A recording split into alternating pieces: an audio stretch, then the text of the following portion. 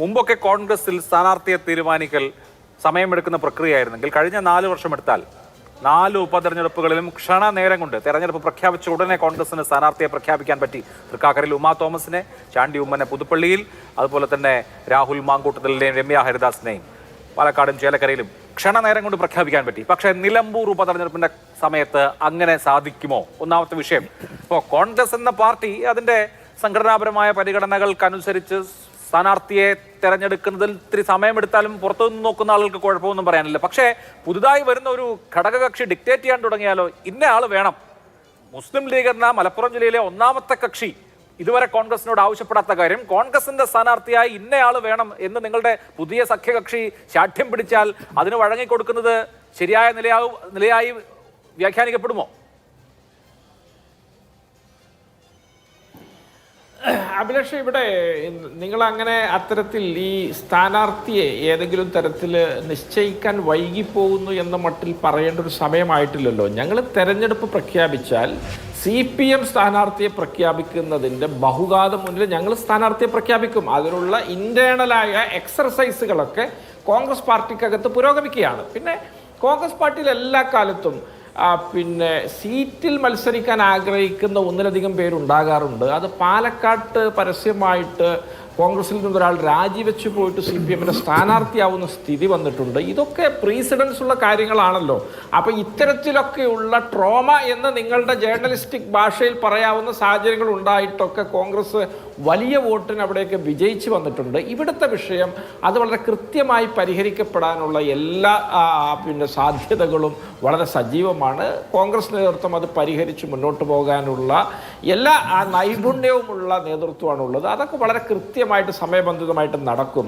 ഞാനിവിടെ നിങ്ങളിപ്പോൾ ഈ ചർച്ച ചെയ്യുമ്പോൾ ഈ CPMന്റെയും LDFന്റെയും അവസ്ഥ കൂടി അഭിലാഷ് ഒന്ന് ഹൈലൈറ്റ് ചെയ്ത് പറയണം. കാരണം UDF ക്യാമ്പിലും കോൺഗ്രസിലും ലീഗിൻ്റെ പരിസരങ്ങളിലും ഒക്കെ പള്ളിപ്പെരുന്നാളിൻ്റെ ആളുകളും ആരവവും ആഘോഷ അന്തരീക്ഷമാണ്.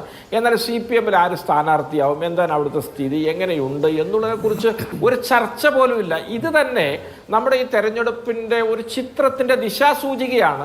CPM എന്ന പാർട്ടി അവിടുത്തെ ചിത്രത്തിൽ പോലും ഇല്ല. ഞാൻ നിങ്ങൾ നേരത്തെ പറഞ്ഞല്ലോ 67 അവസാനമായിട്ട് കുഞ്ഞാലി ജയിച്ചു എന്ന്. ആ കുഞ്ഞാലി ജയിക്കുമ്പോൾ മുസ്ലിം ലീഗ് CPMന്റെ സഖ്യത്തിലായിരുന്നു, സപ്തകക്ഷി മന്ത്രിസഭയായിരുന്നു, അല്ലെങ്കിൽ മുന്നണിയായിരുന്നു അന്ന് മത്സരിച്ചത്. അതിനുശേഷം 82-ലും 2016-ലും 2021-ലും ഒക്കെ അവിടെ CPM വിജയിപ്പിച്ചത് മുൻ കോൺഗ്രസ്സുകാരെയായിരുന്നു. അപ്പോൾ അത്തരമൊരു രാഷ്ട്രീയ പശ്ചാത്തലമുള്ളൊരു മണ്ഡലമാണ് നിലമ്പൂർ. ആ നിലമ്പൂരിനെ സംബന്ധിച്ചിടത്തോളം ഈ സ്ഥാനാർത്ഥി ആരെന്നുള്ള ചോദ്യവും ചർച്ചകളും തന്നെയാണ് കോൺഗ്രസിൻ്റെയും ഐക്യജനാധിപത്യ മുന്നണിയുടെയൊക്കെ മുൻതൂക്കത്തിൻ്റെ ഏറ്റവും വലിയ സൂചനകൾ.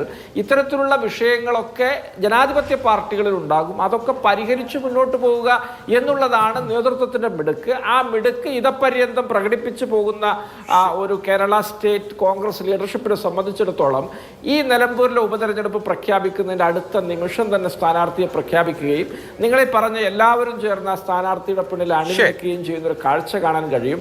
ഇവിടെ നിങ്ങൾ സദയം ഒറ്റ കാര്യം കൂടി അഭിലാഷം ഞാൻ സൂചിപ്പിക്കാൻ ആഗ്രഹിക്കുന്നത്, ഈ തെരഞ്ഞെടുപ്പിൽ CPM എന്ത് കണ്ടിട്ടാണ് വിജയിക്കുമെന്ന് പറയുന്നത്. നിങ്ങൾ കേരളത്തിൻ്റെ രാഷ്ട്രീയ സാഹചര്യം നോക്കുക.